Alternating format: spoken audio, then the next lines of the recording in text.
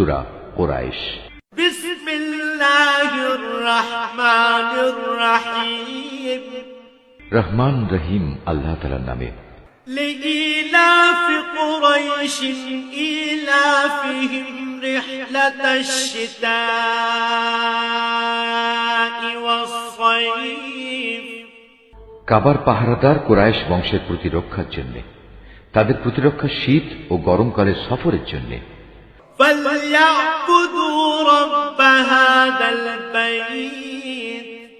তাদের এ ঘরের মালিকের ইবাদত করা উচিত,